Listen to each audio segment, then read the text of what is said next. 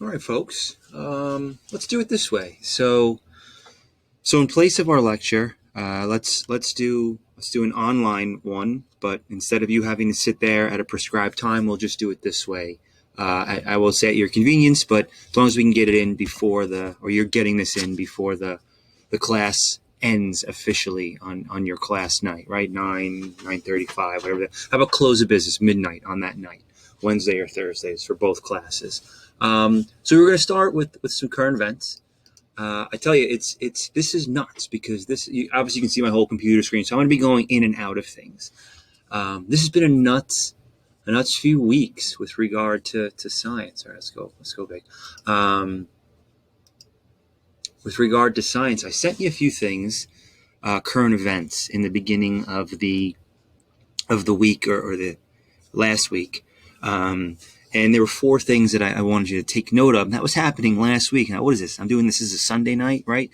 So most of the things are kind of coming to a culmination or ahead towards the end of the week, but they continue kind of to play out. Like for example, the first shot's up there. That was from that one article about the Artemis. So Artemis, we talked about this in class a little bit, right? The lunar program, the new one, as opposed to what was once the older one, the Apollo missions, right? 1 through 17.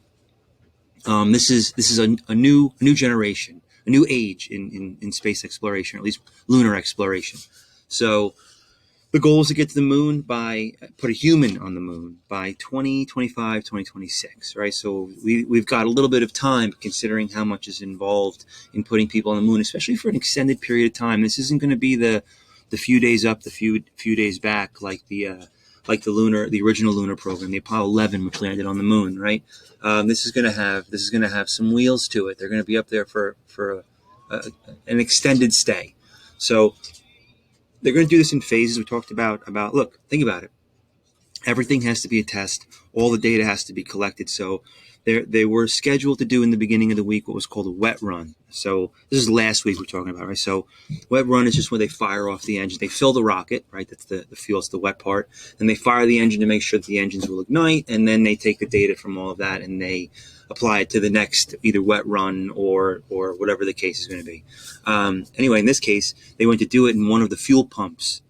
Halfway through the filling, misfired, whatever the case is, stopped working properly. So they had to stop the process, that wet run in the beginning. And then they said, all right, we'll do it again. And I think they scheduled it for whatever was in the middle of the week last week. The weather was kind of crazy. Check out this launch pad. I know you've been staring at the picture while I'm talking, but check out this launch pad. There are these giant towers around it. And you can't see, there's one actually behind the launch pad right now. And these towers were actually built specifically to absorb lightning strikes. So the towers take the hit as opposed to the rocket. I mean, you got to think about it. Look at that area is just a plain, right? And then there's nothing high. There's no cloud to ground. What's the quickest way to get to the Earth vibe except for that rocket, that launch pad? So NASA, SpaceX, they put these giant lightning rods around the rocket ship. I think it's super cool. Anyway, they worked. And when that happened, that storm came in, they had to postpone. Anyway, they're going to redo it. And actually, what is this, Sunday night? I'm going to post this tomorrow morning. So they're actually doing it tomorrow, Monday at 2:40, something along that, 2 and change. I'll put it in the post when I put up in class. But so I'll even put a link to the NASA website. There's nothing. They're just fueling it, and then they're going to test fire. But it'd be cool to see a rocket test fired, right? It doesn't have to launch. It's just kind of neat to see that much combustion and power. Just kind of cool. And then the goal, that's one. The goal then is to get people. Let's see. This is phases. This is the dry run. This is one. Then two is a wet run. Two is like what do they call it? A dry run? What do they call when you take a trip just to kind of get a lay of the land? I guess dry, right? Except this will have the fuel. They're going to launch, they say, at the beginning of June. So this will be interesting to watch, right before summer. They're going to launch this ship. It's on an SLS ship. That's the name of the rocket. The acronym stands for something super large ship, something like that. Literally, it's that crazy. that's going to take them, not them, but the rocket and the capsule up and around the moon. It's going to orbit the moon and then come back. I think it's a month-long trip, right? That's what is that? 27 days longer than the Gilligan's Island planned trip. So, oh, not even. That's 29 days and 21 hours, right? Because what was it supposed to be, a 3-hour tour for those Gilligan Island heads out there? So anyway, that's going to happen. That's the beginning of June. I know you're staring at this picture for a while, but the beginning of June, and then the next one is scheduled with people to do that same journey, and that is for 25, 26. So we've got some time before that. So there's a lot to work out and figure out. Feel like there's a lot of real estate between the beginning of June and then putting people on it and doing the same thing. But I'm sure there are a million and one different logistics that they need to work out to make this successful, right? Because people are going to stay on the moon for a while, right? If that thing's orbiting the moon, there's going to be a lunar base where astronauts are going to stay for a prolonged period. So this really is, I'm sure, a lot to calculate for success. That was one of the articles, right? I'm sure you read, but we were just kind of talking about. The other one was this is a super cool shot. This is the two cratered ex volcanoes on the surface of Mars, and these crater rims. What I liked about them is that they were like frozen caps on top, right? So there's actual frozen liquid water. There's a Utopia Planitia. I thought I put my bad. I thought I put a. We'll get back to that. What do you call it? A map of Mars on there. It's on the southern pole of Mars, so that's kind of where they're headed, or where that shot was taken from. But it was taken. What's cool about it? Look, water on Mars is always the thing. We're always trying water anywhere, right? Because that's the presence of life, and it shows that maybe either it once had a history, or it has the possibility of having something. And it goes on, right? That justify our own how did we get here existence. But what I like about this is a collaboration between the European Space Agency and NASA. That's at ESA on the satellite part of this one, this Express mission. So this guy just orbits Mars, and it just takes pictures of the surface. It's looking for, doing research on its atmosphere. It's doing research on crystallized water on the surface. And then it's searching with like seismographic equipment. It's searching for subsurface water. So what's going on? Maybe this river is under Mars. Maybe not everything boiled off the surface, right? Without the atmosphere. Remember that one? So maybe there's something still existing underneath. So kind of cool. That's in the making. And I like it when everybody works together to map out what will be a possible future mission to Mars.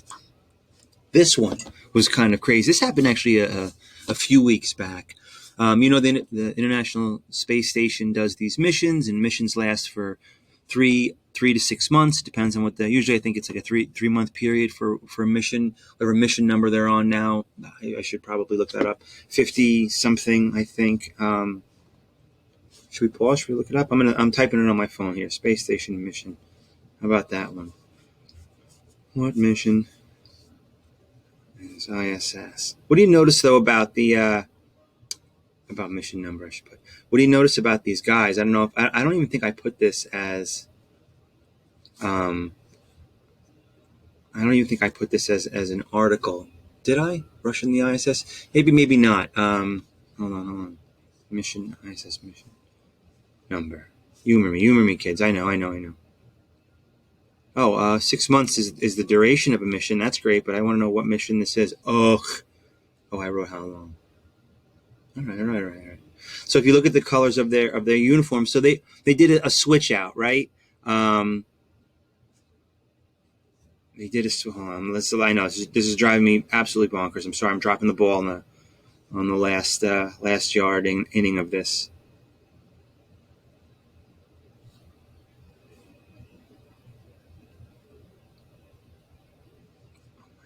You know what? Just because you don't have to stare at a picture of a bunch of dudes in their yellow and blue, and by the way, that was the whole thing. What mission number? Right number for ISS. oh, don't you want to just, oh, like everything, I'm like, I want it now, right? You think, literally, am I hitting it wrong on this one?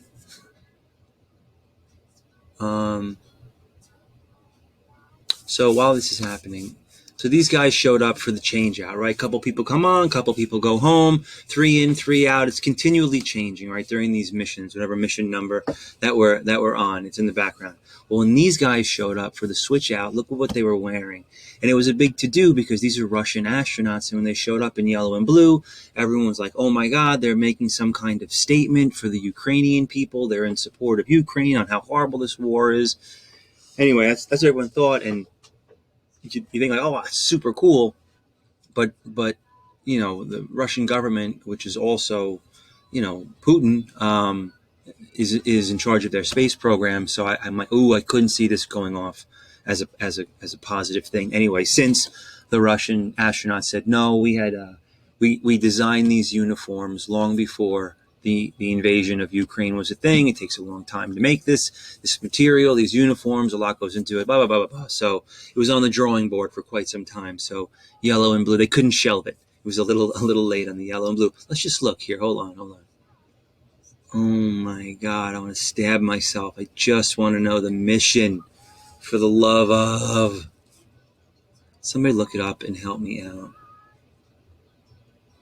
Right? I mean, we're on NASA's site. This should be. You're actually watching the instructor of your astronomy class have a meltdown because all he wants to do is just see the mission number. Here we go. International Space Station. Overview, Space Station. You really should say Creation Cruise Expedition.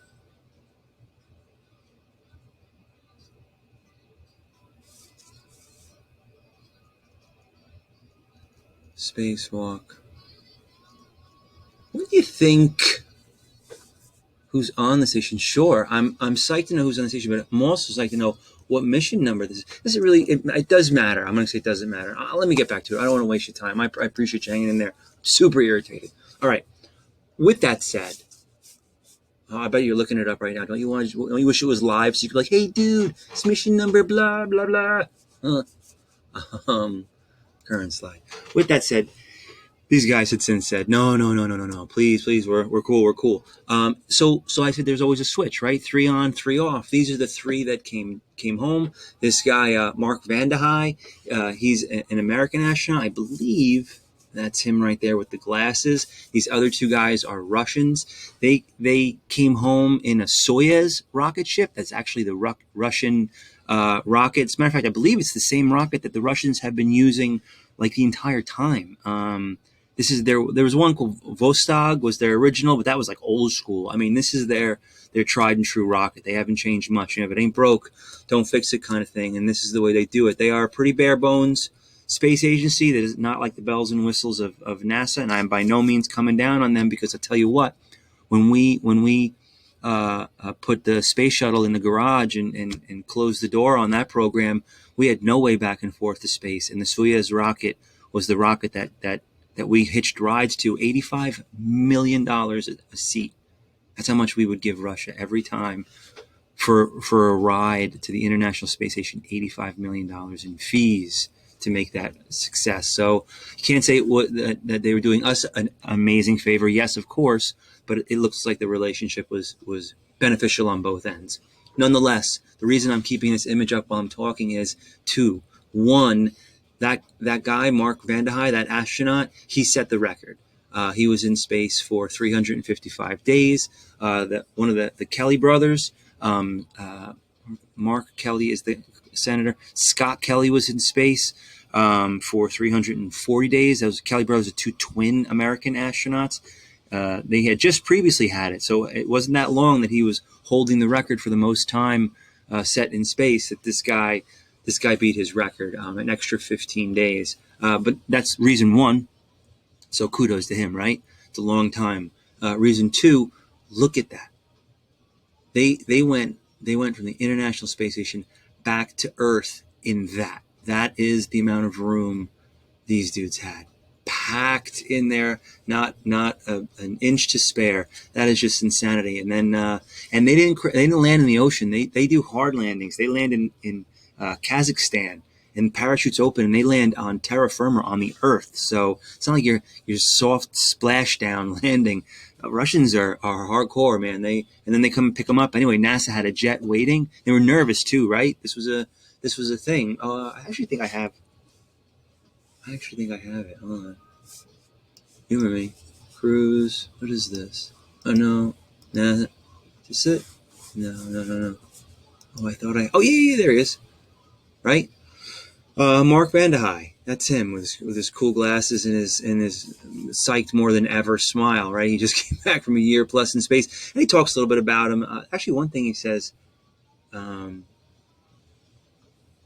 Yeah, but the problem, of course, the fear that Russia wasn't going to bring him home because we're in the middle of this crisis, right? And they're like, maybe the Russians won't take the American astronaut back, and that would be a whole, I say, international crisis, but a whole one of these mini Apollo 13s, right? From our greatest failure becomes our biggest success kind of stories, getting to the space station and bringing this astronaut home.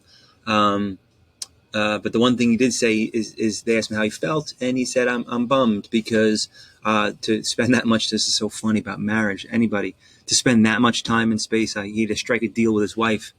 And he's like, I'll never go back. This will be it. Just give me this one run, and so he's not. And look, with all fairness, you had your time. Well, you know what I mean? There's a planet of human beings that really want to go up, and there are less and less of them that are going up, not as paid or not paying. Yeah, not paying to go up, right? The age of the billionaire astronaut is upon us, and for the most part, it was a little weird in the beginning when that happened, because I'll go back to this PowerPoint when that happened because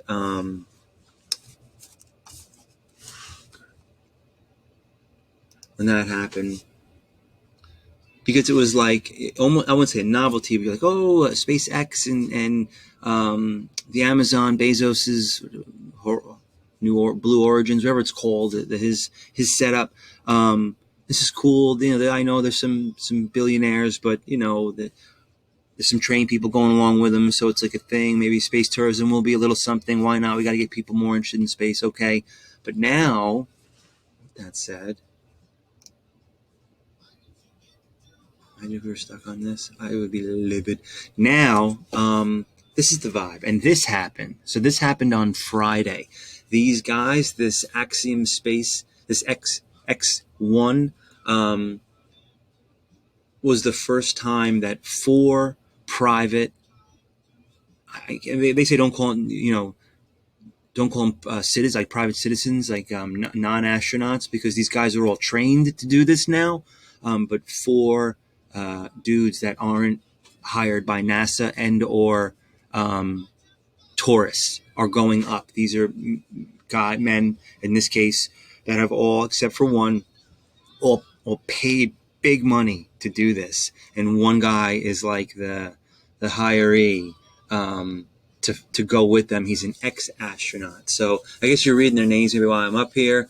So here, it will be commanded by Axiom employee and former NASA astronaut Michael Lopez. He'll be joined by 3 customers. Now I know you're like, real estate entrepreneur Larry Connor, Canadian investment CEO, entrepreneur, investor. These dudes are paying multi-million dollars to go up there. But I will say this: they actually took off on Friday, and they went here. Let's. Do I have it? Yeah. All right. I'm going to put the microphone by the speaker, see if this works. Trying something nice. Docking. These are the guys, right? So maybe I'll pause because I think they go through them real quick. Michael Lopez. So he was space shuttle missions. So this guy is commander of ISS Expedition 14. There's a number. Holds a NASA record for the most extra. He's a spacewalk guy. These EVAs, right? They attach him to the arm of the International Space Station, and/or space shuttle. So he goes outside and does spacewalks. So this guy's got the I believe what it says is the record there, right? Whatever that is, 67 hours, 40 minutes. So he's big time. This guy's real deal. But again, he doesn't work for NASA. So this is the first time a non-NASA employee. I know he's ex, so they're kind of like, what do you call it? Splitting the line on that a little bit, right? First off, you can tell this guy's a millionaire. Look at this. Look at his smile. His teeth are perfect. Why don't we make him bigger? Really tune into this guy's teeth. Ugh, that is a fantastic set of teeth. Well done. Entrepreneur, non-profit activist. But he's trained as a pilot.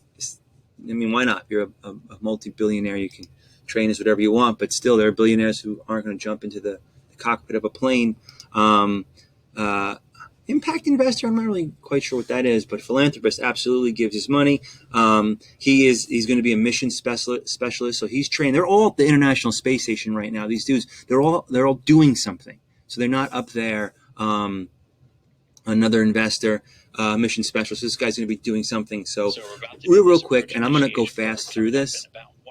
This is the docking. This is these guys getting there. The International Space Station. We're going to be about 400 meters right below it. And this will bring us to what's known as waypoint Dragon to ground. We're in 4.010, and we have successfully completed 5.1 under com checks. All right. Here we go. And so right now with that approach burn, I'm going to lower it just very quick. Started, we're a little over 7.5 kilometers away from the station still, but we're going to start closing in even quicker now. Here's and this space, is going to bring right, us up and underneath, essentially on a center line from the station pointed down to planet Earth. And we're going to be just about 400 meters below. It's cool as they get closer to this thing, like the angles are about to change, right? Even a little classical music background. You know what's cool about that? When they show you the cockpit of the Crew Dragon, the ship that they're in, on one of these giant Falcon 9 spaceships. This is the International Space Station tracking them. This is a cool video, I have to say. Like, it's Earth underneath. Like, I almost want to hurl.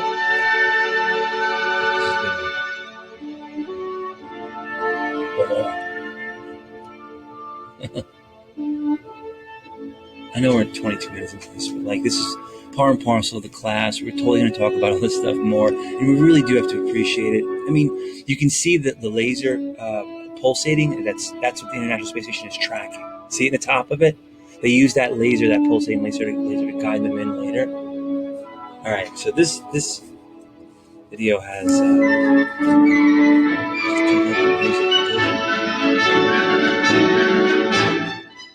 we going? Right? We got 4 minutes of this. Let me see if I can get a little closer. Wow, look at that shot of the planet. So those four guys, and I love a reverse shot. Those four guys, the 3 heavy-duty investors, right? The cockpit. You know what? Wait. Classic. When they flash at the cockpit. If you watch from the Earth to the Moon, how about the difference in cockpits? All those Apollo lunar toggle switches and all of that crazy machinery inside to make those radio frequency electronic connections between that ship and Earth. And this stuff is all state of the art. It's like flying moon. What's that? What a trippy background. That was first quarter, right? That was the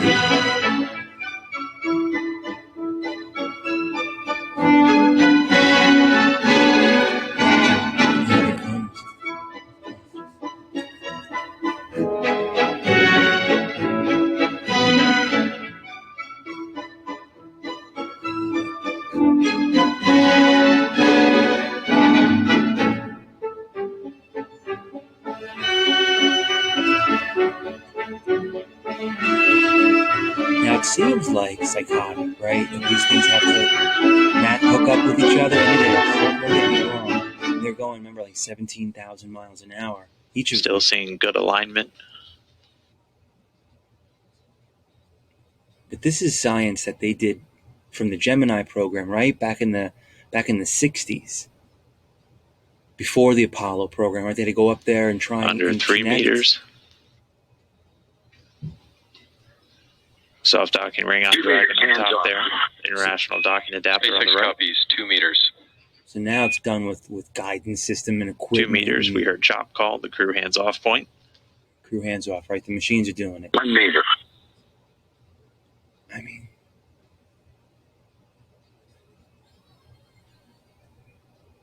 One meter to go. super cool. It is super cool. And then human beings will transfer from one craft to another. Dragon, SpaceX on the big loop, Soft contact and capture. soft capture complete. Attenuation in 250 progress. miles above the Earth. SpaceX Endeavor. Copy all. Good. Just might watch that final connection, right? There it is. Here it comes.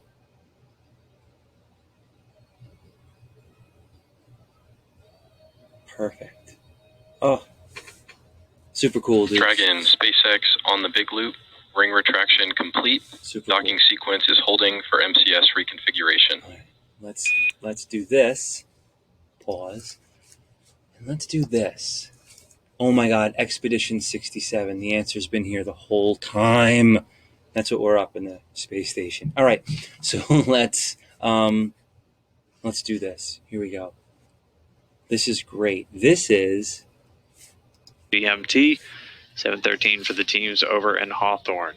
so. So, I'm gonna fast forward. Now this they're going to because this is a install lot that of hatch time. seal and a cover over the hatch itself, All right. then start making their way on board the station. But the Just hatch wait is up open. a foot, right? Nothing but space in Space between berth. Crew Dragon Endeavor and the space station. Breach space berth. And First we're just man standing head by for the first. crew to start making their way through. Again, the hatch open on Dragon. So hatch open on the station side some time ago. Hatch now open on Dragon. This looks They've like got it's a gonna couple of steps just to prepare Dragon for Oh, docked. be coming out butt first. You docked know, configuration. You can see you're behind. And then we should start to see them make their way You come out through the waving. pressurized mating adapter and into the International Space Station. So continuing to stand by, we can see Comes out and does an AX-1 unbelievable astronaut still inside Dragon.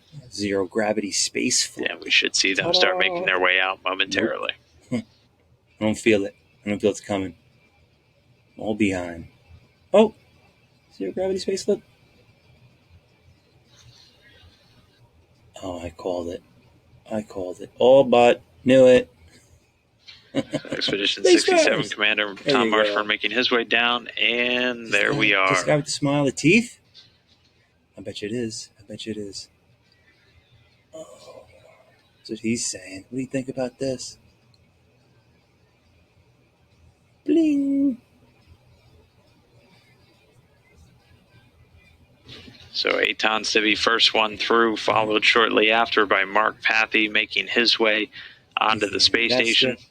that guy has to be the tooth. Looks guy. like just behind him is going to be Larry Connor, the pilot for the there's the guy AX-1 with the mission. teeth. Boom.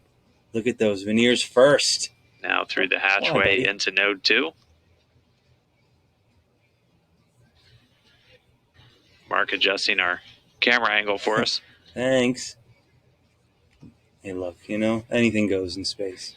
And then Elimination. making his way out of a spacecraft named Endeavor onto the space station for the second time. Okay, so No stranger to the orbiting lab, Mike Lopez Alegria. that's the pilot that just came out last, right? Captain goes down with the ship kind of vibe. Nice to see everybody. Super awesome. All right, so let's kind of scroll and see. I mean, that's got to be a moment, right? 3 down, Kazakhstan landing, and then just this. I got some crazy music on the background. For Even just the for pause. hatching this plan and getting it going, and SpaceX and NASA for making it happen as well. Thanks, everyone. And I'm going to pause that for a minute just so we can look at this. 1, 2, 3, 4, 5, 6, 7, 8, 9, 10, 11 people are in space right now in the space station that's about as big as a split family ranch house, square footage wise. Even though it's the size of a football field, right? What it takes up the International Space Station, the actual living quarters are these pods, these giant prefabbed tubes that they fly up. They brought a lot of them up back in the day of the space shuttle, because it was easy because it had that giant arm, they could attach them and really work that way. But now, this is how many people are just kind of chilling out there, doing their work. And these guys in the cool suits with the purple sleeves, the new age astronauts, they're up there. They're up there with them. So this is a cool time to. It was a cool week. So what else do we have? Let's see, just space wise, Axiom, we did that. All right, everything else kind of goes for the. This was one. All right, one more. I'm sorry. This. So this is happening way into the future, and the reason I asked you to read it was this actually will go. Well, we can talk a little bit about it now. I asked you to read this. These things are an omnipresent threat, right? Something smashing into Earth. We know that the period of bombardment in the solar system, it was a thing, right? But the solar system has since sort of quieted down, but we still have this ring around us. And I hope you remember from the solar system, the Kuiper Belt, all the way to the extreme edge of our solar system. But those Kuiper Belt objects, the solar system's gravity pulls them in. I mean, Jupiter's gravity pulls it in, Saturn's gravity pulls it in, the sun wants to have it front and center. So there are these forces, and once things get into motion and make their way towards the sun, they pick up speed, slow at first, and then we get closer to that giant center of mass, and you really start moving. Well, there's a few things before it gets to that giant center of mass, and one of which is planet Earth that can get in the way. And we've seen proof of this in the past, right? The Chicxulub meteorite that smashed into the Gulf of Mexico, wiping out the dinosaurs, all the other craters that have littered the surface of this planet, but since have been eroded throughout history due to our atmosphere and weather. But what makes this something is as of 2015, scientists had calculated that the object had a 1 in 8,000 chances. That's high. It's high enough. I would rather a 1 in no chance. I don't want any chance, right? But the higher those numbers, the better. But still, 8,000. I don't know. So, and something this big smack into the Earth definitely would be an issue. So, what do we do to avoid this? What's our plan of attack, our strategy? So this one is worth me actually pulling up the website. This is DART, and it's a cool little acronym, Double Asteroid Redirection Test. So there are these two, or really one asteroid, but this one asteroid, which is absolutely nuts. Didymos has a small moon that orbits it. This Dimorphos, and these guys are traveling through space, and the goal is to crash this satellite, this vehicle, really, into they're going out to meet it. Oh, here, you know what, Russo, stop talking about it and show us some good stuff. Absolutely. And then I'm going to pause here, go get a drink or whatever, water, or whatever you need to take a break, 7th inning stretch, and then we'll go to the notes, the lunar notes. Hal Shrooms changed my life. I used to drink a lot of coffee, and I got honest with myself. Coffee often made me feel anxious and hectic. It felt like fuel from... I don't know. Coffee's delicious. I love my cup of coffee. Don't take DART stands for the Double Asteroid Redirection Test, and the DART mission is to basically go hit an asteroid and see if we can move it. Earth is surrounded by small objects called near-Earth asteroids, and some of them are potentially hazardous. So planetary defense is cataloging, figuring out where all these objects are, but also trying to prevent them from hitting the Earth. So far, we've only been able to predict the impact of 2 or 3 objects ahead of time. Those objects were small enough, they burned up in the atmosphere, and they were no danger to anyone. But what happens when an asteroid or any object is going to impact the Earth is that the Earth and that object want to be at the same place at the same time. We can't change the speed of the Earth, so the idea would be to change the speed of the impactor. Now, we chose to do this demonstration at a binary asteroid. The main asteroid is called Didymos, and its moon. DART is actually targeted to the moon of the Didymos system. And that's a much smaller target than any spacecraft has ever managed to hit before. This is the first mission to fly the next C. There's the ROSA, the solar arrays, have an Italian CubeSat, but it's really all about smart navigation. The DART starts out with the traditional mission design concepts where we use star trackers and optical navigation. This will be the first time that the spacecraft will autonomously guide to a target. The narrow angle camera will be used by the spacecraft to home in on the target and hit it. And then the CubeSat will fly past the target and it will return the data directly to Earth on its own. The tough part about it is that we're guiding ourselves into the asteroid, we're taking pictures, and we're sending data back all at the same time. You know, Didymos is a system that is tightly locked together, so we're going to try to push on the little moon and try to push it away in such a way that it will change the orbit of the asteroid and it will move it. Mostly what we're looking to do is change the speed of the incoming object by maybe a centimeter per second. So that's not very fast, but if you do it enough seconds in advance, you can cause it to miss the Earth entirely. DART is actually the first planetary defense mission. This is a continuing series of missions for planetary defense. We had this unique opportunity to demonstrate the method and also to learn exactly what happens when you crash a spacecraft at high speed into an asteroid.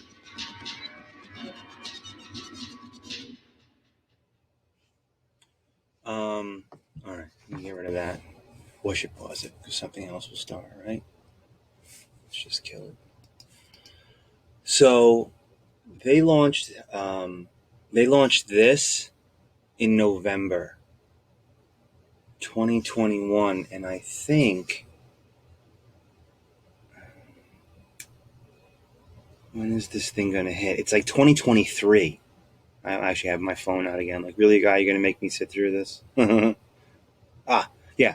DART will arrive at its target asteroid late in 2022 with a impact, hopefully becoming the first. So late in 2022. Okay.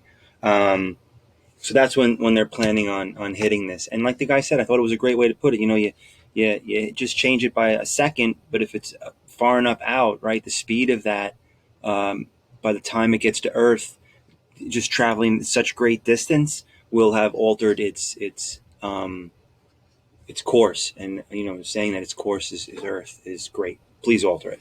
But this thing isn't really going to hit Earth. In case you didn't read like the article or didn't talk about DART in detail, this Dimorphos and Didymos, they're not going to hit the planet at all. They're just seeing by hitting an asteroid how does it change its trajectory, right? How does it change its course? So this thing has nothing to do with coming. It's coming near, you know, but it's not.